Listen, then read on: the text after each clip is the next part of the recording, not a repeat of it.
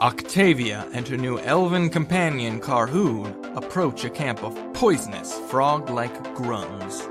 What is in Carhoon's pack that is so important? Will the grungs' poison spell the end for our heroes? And will Gwyneth be able to fight a monster that is so dang adorable? Welcome to Me, My Spouse, and a Die.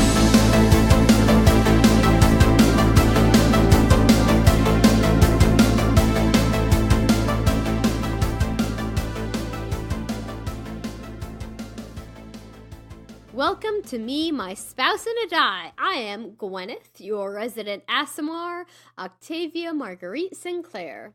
And I'm Austin, your resident Dungeon Master. If you like what you hear in the next hour, please rate, review, and subscribe to us on iTunes or your preferred podcast app. Really, the best way for us to grow right now is by you sharing us with your friends. So please tell your RPG group about us. It can be D&D, it can be Pathfinder, doesn't matter. Or any of your nerdy friends you think might be interested.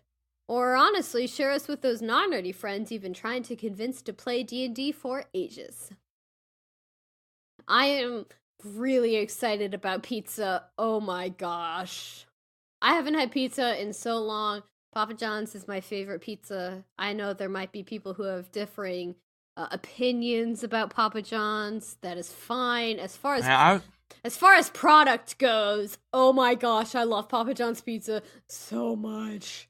I was going to say, of all the things we could say to the internet, I feel like pizza preference is probably pretty controversial. It is. Because I feel like we're going to have a bunch of people who are going to be like, Papa John's is like cardboard, which is entirely possible. I mean, that's true. They are more than entitled to their opinion, and that is totally fine. And that will not at all change my opinion, and my opinion being, I love Papa John's. I was going to say, I have bad experiences with pizza. Their stuff is trash. Fight me. Domino's is not much better. I like Papa John's. Papa John's is solid. And all of the, local pizza places that I've been to, they're just not great. I mean, we had that one burb chicken from that one local place. Do you remember what it was called? Lil Nippers. Yeah, Lil Nippers! But it was so greasy. It's just the convenience of having the Papa John's app, too. I mean, it's like, what is your address? Bloop! What is the previous order that you ordered? Do you want to order it again? And we're like, yeah, bleep. And yeah, if I was given any choice of any pizza, a good piece of genuine, Chicago-style deep dish pizza is the way to go for me. But barring that, because we do not live in Chicago. That is true. I say Papa John's. Sometimes I do feel guilty, my favorite pizza is a chain. That's like saying your favorite restaurant is McDonald's or something. But I gotta say, their pizza's pretty good. I like it. I mean, I would have to more than agree. So if you disagree with us on pizza preference, please don't let that affect your rating and go ahead and give us 5 stars anyway. And don't email us if you don't like Papa John's. That's fine. Like Domino's. I'm sure your pizza's fine. We can all be pizza pacifists here. Yeah. I think we can all just agree that pizza is a wonderful food. Yeah, universally, it's kind of like the olive branch in symbology. It's basically, it should be pizza. It's a pizza branch. People are allowed to enjoy their pizza from whatever establishment they choose, and I feel like there shouldn't be any judgment as far as where you get your delicious pizza from. That delicious. I'm like, yeah. So, do we want to get into the adventure? I think that would be very good to get into the adventure. All right. I've got my phone in front of me for when they call. Okay. They are currently baking. Hey! I hope. So thank you, Papa Track. It is for entertainment purposes only. I mean, it's pretty accurate from what I've I mean, it's true, but still. So you and your elfin companion, sir. companion, Carhoon Osiris, this giant muscly elf. You guys are sneaking towards a camp of grungs, yes, which are small frog-like people with poisonous skin, okay, who have from what you've heard, have stolen Carhoon's backpack. Is his travel pack that within which is some item you are not sure what. It's a present for me. It's very important to him that he has traveled very far to bring to you. So, as we last left off, 3 of the Grungs had gone to the Lake Ansel, to submerge themselves to rehydrate their skin. The other 2 had remained in the camp. One of them had gone into the tent that seemed to be belonging to the leader, and 1 is remaining around the campfire. Now, this Grung camp it's sort of set apart from the other camps of orcs and kobolds and goblins and etc., but it's not super far away, so if you cause too much of a ruckus that the rest of the camps could catch wind and catch notice. So, you have just told Carhoon to follow you as sneakily as he can, as you have shapeshifted into a cat to try to infiltrate this camp. So, we come back to you there. You standing in the grasses, the sandy ground beneath your little toe beans. Aww. As you are padding towards this tent, in which is a frog-like creature. Well, so what you doing? I will continue padding with my itty-bitty little toe beans towards the captain's tent as silently as possible.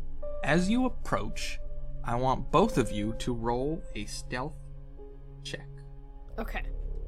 Gwyneth, aka Octavia, rolled a 17. Okay. And he rolled a 9. Okay, sorry, you rolled a 17 and he rolled a 9? No, I rolled a 21. No, sorry, 17, 18, oh. 19, 20.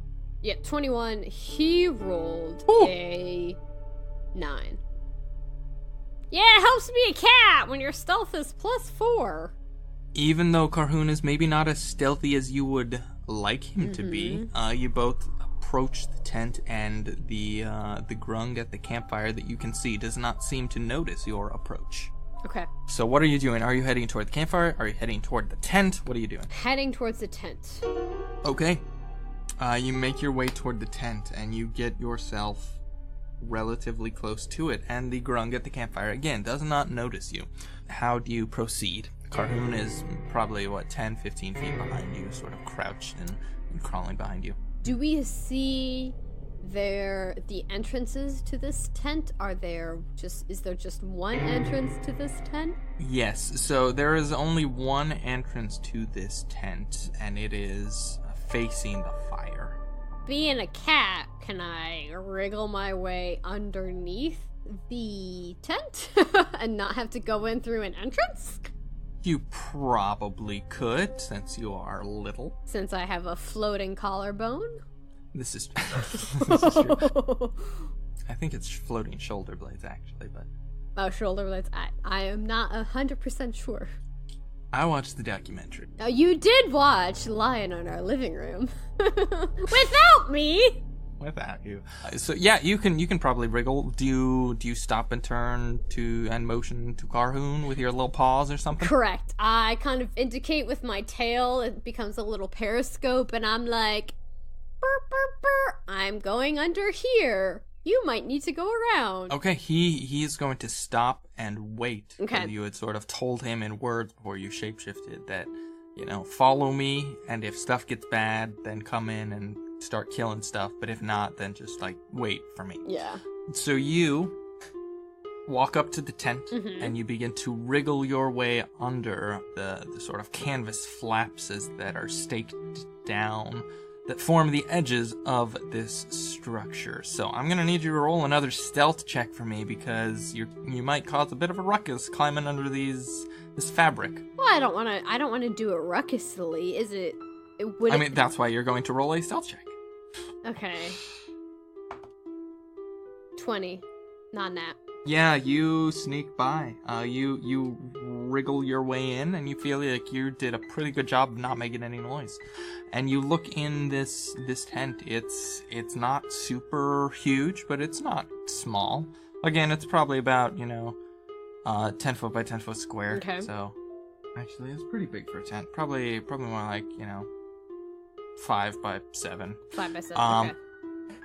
You see in it there's a bedroll, and there is a small frog-like creature about the size of a gnome. Okay. It has bright red skin, and it is sitting on a bedroll, on sort of nearest to where you just wriggled through. You look around the room, and there's a few burlap sacks that you would imagine are full of like food and provisions, and directly next to the bedroll you see a leather pack. Okay, pretty similar to the one that Carcoon described to me. Yes, it is the only pack you see. It looks to be bigger than what these frog people would wear. Okay. You say it's next to the bedroll. Yes, so it's basically this frog is sort of sitting on this bedroll, and next to him, like a foot or two away, is this pack. What is this frog doing? Right now, he's just sort of sitting on the bedroll. He's not really reading anything. You might imagine that he's sort of meditating or in prayer or something, but he's not doing too much, and you're sort of approaching from the back, so you can't see his front. Okay, so I'm approaching so I see his back, and yes, and the pack is on the other side of the bedroll or towards my side of the bedroll.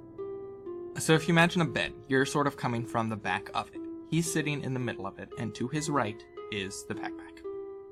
But is it on my side? You have a clear path to it. Okay, that's all I need to know. Yep.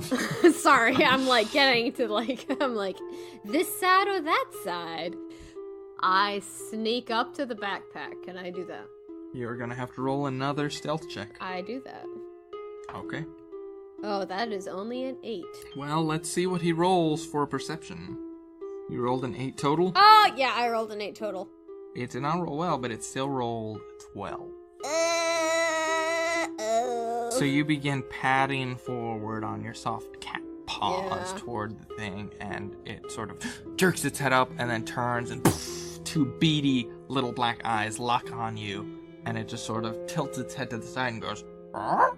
I start licking myself. Just doing cat stuff. I'm just a cat. You know what? Roll me a deception check as a cat. Okay. Natural 20! Oh my gosh. For a total of 22. Yeah, so I mean, it looks at you and it's like, you're just a cat. Why is there a cat in my tent? I have not seen a cat. It must have, come from, gotten out of somebody's house in the city and wandered out this far. So it sort of hunches down and looks at you. It leans its big red face and its beady little eyes close to you, and it blinks a few times, and it reaches out a finger, and it sort of actually reaches out a hand, and it goes to pet you. Oh. What do you do?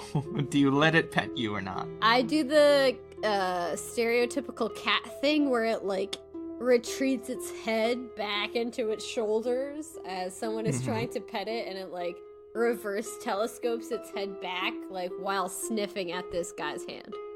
Okay, well, he's trying to pet you, and unless you make some drastic evasive maneuvers, he's gonna put his hand on you. Now, you know that Carhoon said these guys have poisonous hand. Their skin is poisonous, and you have reason to believe this thing may have never seen a house cat before. I avoid it, but not aggressively. Okay, this will be fun. Roll a dexterity.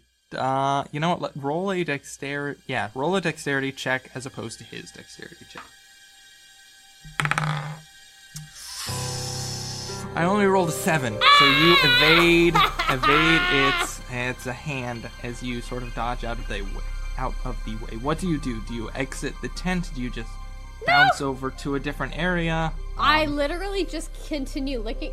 Oh, wait, just a sec, sorry. Frying pan, get down! Sorry, frying pan was on the counter. I just reverse telescope my head back and kind of like, when you meet a normal house cat that's not quite sure about you, and it just kind of like darts its head around, and it's just kind of still curious. It looks at you for a second, and hold on. Well, I rolled a smiley face, so it likes me. It is very curious. It likes you. It thinks you are pleasing to be around and to see. So it stands up and it approaches you, and it looks like it's going to try to pick you up. But it has owie hands. It does. I run under... But again, it's never seen a house cat before. I run under its bedroll. Okay. I burrow under it. Burrow under its bedroll. Roll me another contested dexterity check. 9. Oh my gosh, I rolled a natural 1. Oh, I'm so sorry. I mean, you're rolling badly, but I'm rolling even worse. Yeah, we're both rolling pretty bad. Might need to switch out die. So you scooch right between its legs and burrow under the bedroll.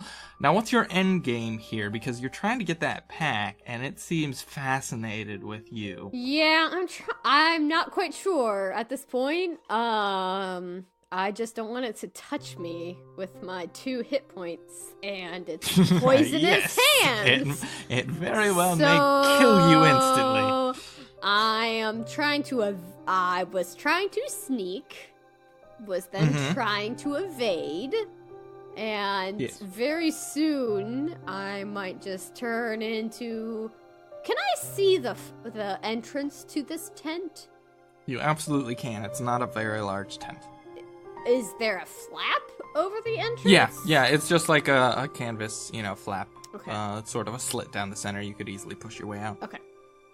You know that on the other side of that, there's a campfire with another one of these grungs sitting down next to the fire, not probably about 10 or 15 feet away from the flap. Okay.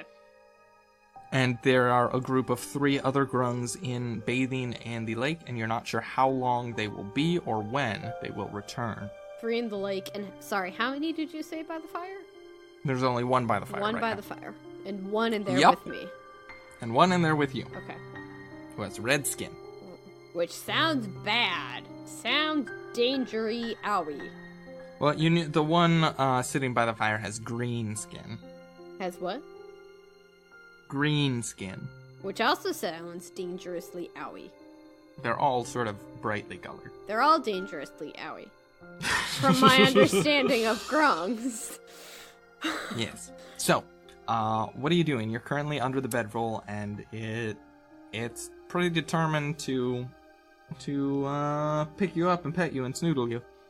Oh, as anybody should when they see a kitty. Well, again, I rolled my smiley face die, and if it had a relatively positive sign, it was just interested in hugging you, and if it had a angry sign, it was going to be like, oh, look, that's dinner. So you got the better of the 2 options. It's like snuggles as opposed to dessert. Okay. Yes.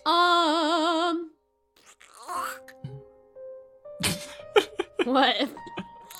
That was an interesting noise you made there. It's my thinking sound. I am... What you gonna do? Oh my gosh. I really don't want to get into melee with these guys because I have this poison. I am going to... Oh my gosh, okay, let's do this. Do it. Unwild shape underneath the bedroll. Okay. I'm gonna cast bark skin on myself while I'm underneath the bedroll. Okay, well, if you're unwild shaping, we're gonna have to roll for initiative because you are turning into a person. Yes. So, let's do that then, and roll me some initiative. Oh, hey now. I should get a surprise round. Yeah, I mean, I'll give you a surprise round, but that doesn't mean. That is an 11 for me. Alright, it rolls. Red skin buddy rolls a... Ooh, pretty good. Alright, so you have rolled initiative, and we are now in combat. Oh my gosh! So okay. I will give you one surprise round to do one action as you transform into your SMR form. How close to me is this big guy? I mean, he's probably basically in melee range. This tent is small. I am going You're to basically always in melee range in this tent. hit him with my staff, having cast Shillelagh on it. Is Shillelagh a bonus action? Correct. Okay, then you are not casting Barkskin. Mm. So that is what you said you wanted to do, Oh, but that's I will true. let you not do that. I will not cast Barkskin. Okay. I will hit this guy Okerdokers. using Shillelagh instead. Okay, so you use your bonus action to cast Shillelagh. Your staff glows with a magical light, and then you swing at him. Roll me that hit, please. Only a 12. 12 is, just a miss. Is it a miss? It is a miss. Okay. And then I will stand up, kind of like throwing the bedroll off of me, and I'll shout, Carhoon! Carhoon, to me! You yell that? Yes. Well, Okay. not like loudly, like, I mean, I know he's on the other side of the tent. Loudly enough that Carhoon hears me, but not the froggies in the lake. That's gonna be a tall order there. You're gonna be able to say it loud enough that both people are gonna hear you, or you're not gonna be able to say it at all. To say. Because they're both about equidistant from where you are, and they're both separated by a layer of fabric. I won't yell it then. Okay, so it's you and this red grung. Mm-hmm. All right, so that ends surprise round. So it is its turn because it rolled pretty well. It reaches into its belt and pulls out a dagger and lunges at you, trying to stab you. It rolls a. All right, guys, come on, don't be cruddy. 13 to hit. That is a miss. I already know it's a miss. I know what your AC is. So it lunges at you and stabs, but you dodge deftly to the side. You did not shout, but as a free action, it is going to shout instead, and it yells out something in a language you don't know. It's like, yeah, yeah! Oh, man! You don't know what it said, but it has yelled, and you could imagine that I hit it in the larynx. Well, it is. I'll say it's your turn. Am I... What do you do? Can I grab the backpack? You can. You grab the backpack. I grab the backpack. I put it on my back above my backpack. Is that a full round action? I'm going to say grabbing a backpack and putting it on is enough to last 6 seconds, so yes. Okay. And then as my... Okay, that is all I do. Okay, do you move? I mean, I can't really move away from him without incurring an attack. You would take an attack, but you could just run. I'm just giving you an opportunity. Yeah, I'll if run. You'd like to stay there? You run? Yep. Okay, he will take a stab. Sounds good. So it attempts to stab at you. Oh my... Wait, no. That's a 15 to Oh, meets it, beats it. hit. It deals you 4 points of piercing damage. Okay. And I need you to make a Constitution saving throw. Okay. 18. You pass Yeah! as you feel, you know that dagger was coated in poison, as you manage to fight off the effects of it. Alright, we're going to, so you run out of the tent, you burst in through the flaps, and you see a green grung standing in front of you near the fire. He was standing up and drawing its dagger, and was about to enter the tent as well. After the thing yelled, you see Carhoon behind the tent, who is sort of entering forward with his great axe drawn. Okay. So we're going to start a new initiative order. Why don't you roll for Carhoon, because I don't think you rolled for him I yet. did not, yeah. Alright, so roll for him since he is entering, potentially, into combat. Okay, sounds good. Our pizza should be here any minute. Yay! What is his... Dexterity. Just use dexterity. Yep. Okay, he is 16. Alright, so the red grung that was in the tent bursts out of the tent right behind you and begins to give chase. Did you run basically as far as you could? Yeah. Alright, so you and Carhoon are basically at about the same spot. You've sort of rejoined him. And so the red grung bursts from the tent and begins to pursue you. And, they are small, so they're actually not as fast. So he's about 10 feet away and cannot attack. But, sorry, it's Carhoon's turn. It's Carhoon's turn? It is Carhoon's turn. Alright, he is going to walk up and give the red frog person a big ol' wallop. Okay. With roll that.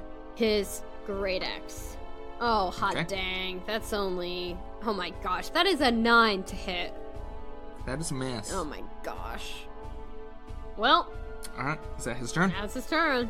Alright, well, the green grung by the fire, he rushes up toward... Yeah, he's got enough movement to get up to you, so he rushes up to you, and he is going to stab at you with his little dagger. At me as in Octavia? At you as in Octavia. Uh-oh. So he rolls a 16 to hit. That hits. He rolls 6 points of piercing damage. Okay. And you need to make another Constitution saving throw. Okay. Uh-oh. That is only an 11. An 11. Oh, that is a fail. Uh-oh. You take 5 points of poison damage. Oh my gosh, that's intense. Yeah, it's a lot of poison. Okay. So you see Carhoon locked in combat with this the green one.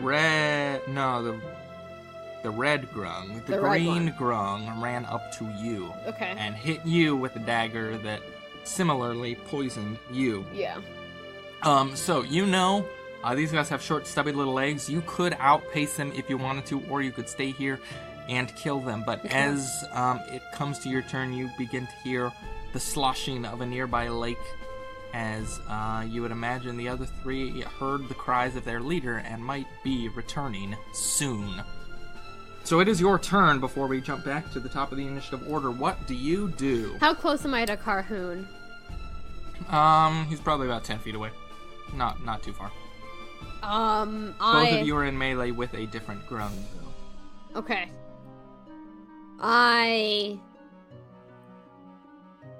Shoot. Okay. So there are 3 more coming up. There are 3 more. They dealt me a bunch of poison damage. So I am going to disengage. Okay. Use your action to disengage? Yeah. Yes. And as my move action, I'm going to rush over to Carhoon. And as a free action, I'm going to call, I have the pack.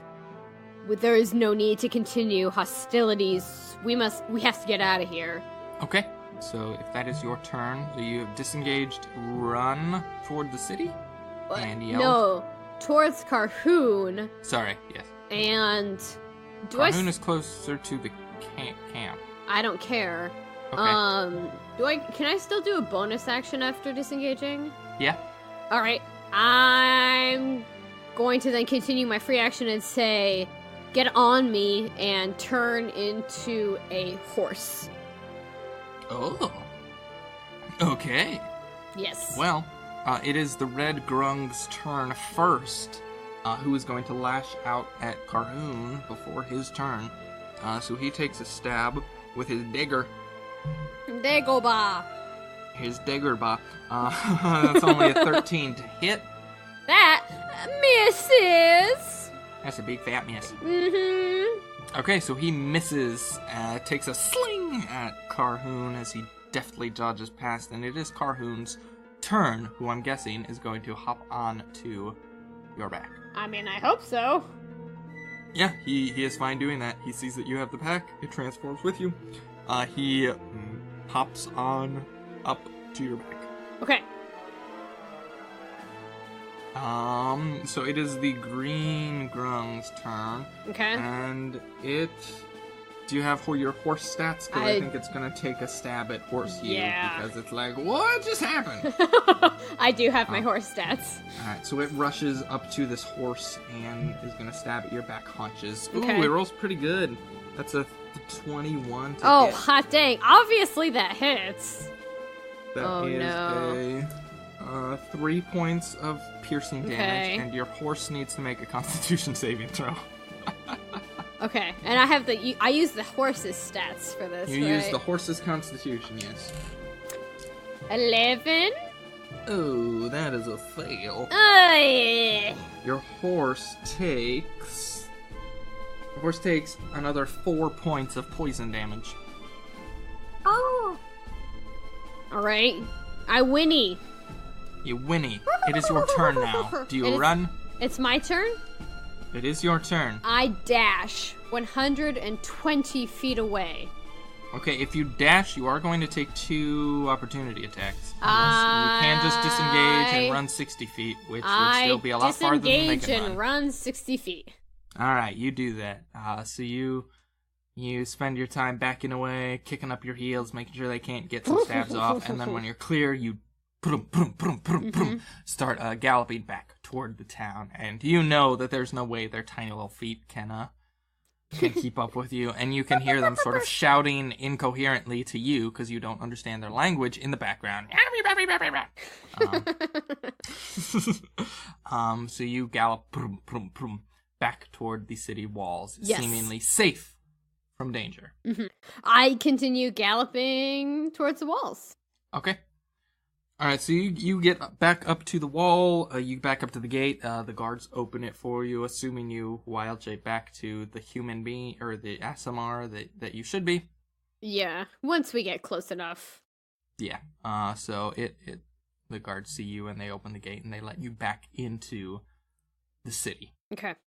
So you are there, Carhoon is there, and you have his pack.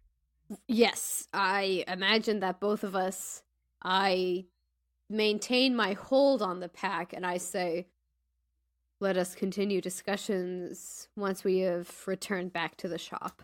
And we both wind our ways back to the mushroom cloud. He agrees and he follows and goes with you. Okay, so you guys wind your way through the dusky streets. You camped out there for an hour or so it's pretty deep in the night. There aren't any citizens roaming about the streets. All of the sort of candlelight from the houses has dimmed and everything is quiet and dark. As you get back to the mushroom cloud and probably unlock the door and let yourself in, Carhoon follows you. And I begrudgingly kind of like welcome him back into the shop. Thank you for your assistance. The pleasure was all mine, but apparently the goal was all of mine as well, because ostensibly this pack contains something belonging to me. And at that point, she kind of, sloughs it off her back and presents it to him. He grabs it, Okay. takes it from you, and he flips it open and begins. He reaches a hand and then starts sort of like shifting things around. You can hear various things rattling around as he moves things around and takes a look to see if everything that he left in there is still in fact in there. And Right. after a few moments, he seems satisfied, and he looks up at you and says, yes, we have retrieved everything in one piece. For that, I'm very grateful. It is late. We can discuss now if you wish, or we can rest and discuss things in the morning. You know I will not leave town. Don't leave town. I had enough trouble getting in here. My time, I feel like now is as good a time as any, so why don't you tell me what you're really here for? He sort of walks up to the counter and he sets his pack on it. I am eyeing him. Walk up to the counter next to him. And he reaches into his pack and he pulls something out. It's a small parcel. It's sort of wrapped in cloth. And he unties the twine that is binding it and unfolds the cloth. And he pulls out a amulet of sorts. It's a necklace. There's a a thin gold chain, and on the end hangs a pendant with sort of a gold mount, and hanging down off of it is sort of a... It doesn't look quite like a gemstone, but it's sort of a milky white droplet that's almost sort of shapeless, that hangs on the end. And he extends it to you, and he says, This is what I brought for you. Please, put it on, and we shall see if I came all this way, and if my coming all this way was worth it, or if I have been lied to. Octavia will take the amulet in her hand, but she will not put it on. She'll look at it, and looking up at Carhoon, say, What is this? Where did you get this? And why do you think this is for me? I was told it was for the one touched by the gods, and I have come to believe that is you. Who told you this? I mean no tricks. If I had wanted to harm you or kill you, I've had plenty of opportunities. But... Still, how did you come by this amulet, and what is it supposed to do? He says, I will tell you everything, but please... And he even reaches in his back and he pulls the axe off his back and he sets it on the counter and sort of slides it down to you, and he says, I mean you no harm, I merely... Please. And he sort of nods at the amulet again. I am most likely going to put it on. I would like you to tell me first, though, what you anticipate it doing once I put it on, before I put it on, so that I am not surprised.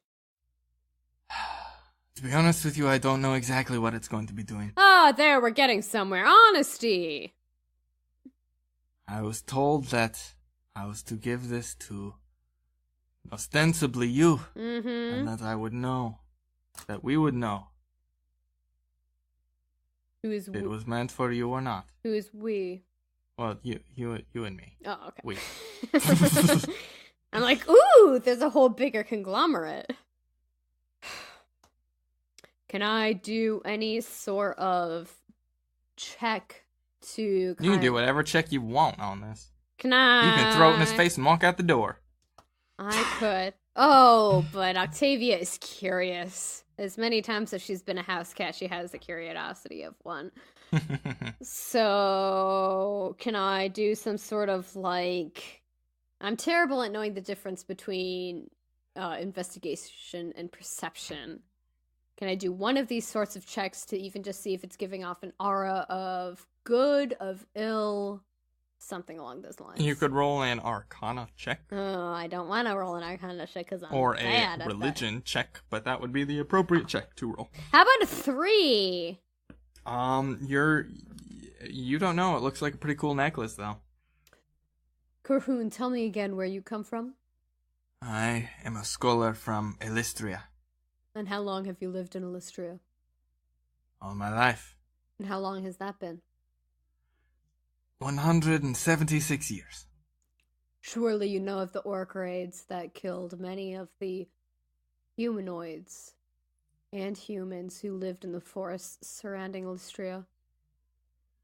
Says orcs killing people is not uncommon, unfortunately. So you can understand why I am suspect of those who would seem to hold humans as a lower life form than those of elves. I can. What happens if you put the amulet on? I have tried. I can do it for you now if you wish. I hand the amulet back to him. He takes it and he puts it on, and nothing happens. And he says, "It is not a trap as far as I know. But it is not meant for me. As far as I can tell, it is meant for you." Does he hand it back to her? Yeah, he takes it off and he extends it back again. She'll put it on. Okay. Very trepidatiously. Sure. So you unclasp the amulet and fasten it around your neck. I'm eyeing him down this entire time. Sure. And as you do, you put it on, and the sort of formless, shapeless, milky white blob that is affixed to the end of the pendant begins to shift and shape and sort of whirls around and begins to take on a new shape, one that has a distinct shape, and it rearranges itself into the image, sort of a three-dimensional sort of bust, if you will, of a large panther or big cat's head, with a open mouth, and then it makes this shape, and then it settles down and stops, and it remains in that shape. And Carhoon's eyes get wide as he sees this. What do? What is this? So what does this mean now? Carhoon says, by the three, it's true. He says, I wasn't sure. I had to be sure that you were the one. I still don't know where I got this amulet from, but it came to me a few months ago in a dream.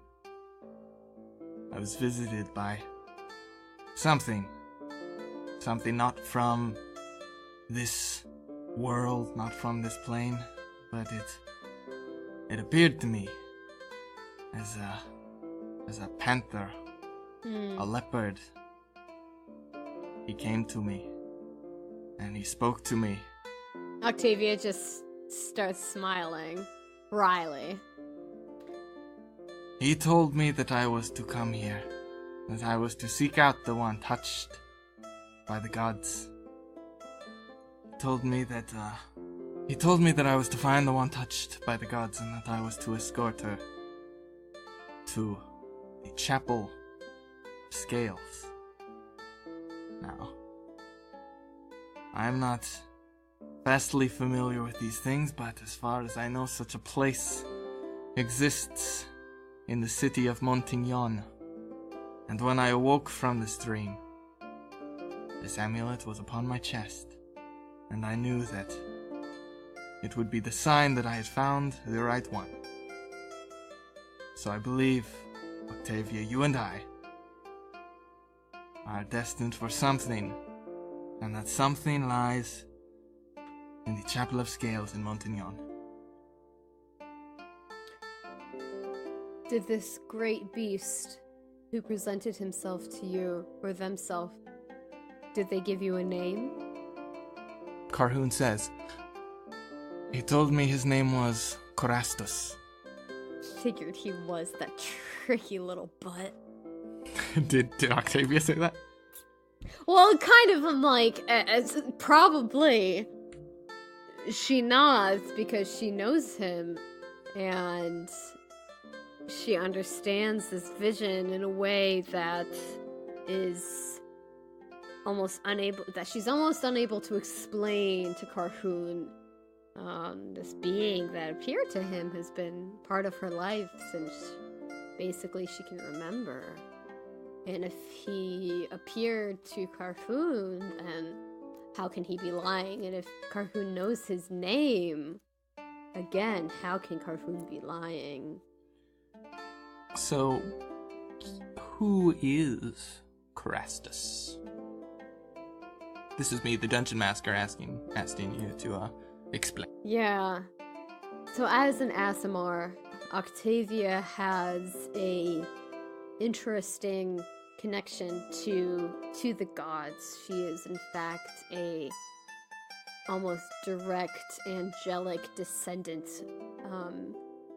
of the gods. And in the land of Moir, Octavia has a connection to the god Absalon, who likes to take the form of great cats of the mountain, bobcats, and snow leopards. These great beasts who find their place in the cold and in the heights. And as an Aasimar, Octavia has a deva who has, ever since she was young, even before she knew what it was that she was seeing, who would appear in dreams and in visions to Octavia, most often taking the form of a almost lesser feline, panthers and leopards, and other sorts of untamed wild cats, who would communicate with Octavia the secrets almost of the wild and of nature, and marrying those two together, that's where Octavia found her abilities as a druid kind of coming forth from her connection to Absalon as an Aasimar. And this being that Carhoon is now saying that he communicated with through this dream vision is the very same deva that has been Octavia's angelic guide ever since, before she can even know, probably when she was 5, this being was in her dreams and part of her memories, and even prior to that, and since kind of being more self-aware, she has realized what this being is and realized what she is as a being. And so seeing Carhoon know his name and having accurately described what he looks like, and having described an experience with this deva that is similar to the experiences that Octavia has had with this deva without, them having talked about it prior, it makes Octavia very much believe Carhoon. Well, Carhoon, he looks at you with an intensity in his eyes, and he says, I did not know exactly what the dream meant when I had it, but I could feel the power of the three when he spoke to me. So, Octavia Sinclair, it appears that you and I are meant to journey to Montignon, but we will have to make that journey next episode. No, that's too perfect! I want to go now! Well, thank you all for listening. If you enjoyed what you heard in the past hour or so, please give us a 5-star rating on iTunes, and be sure to give us a review and subscribe, again, on iTunes or your favorite podcasting app of choice.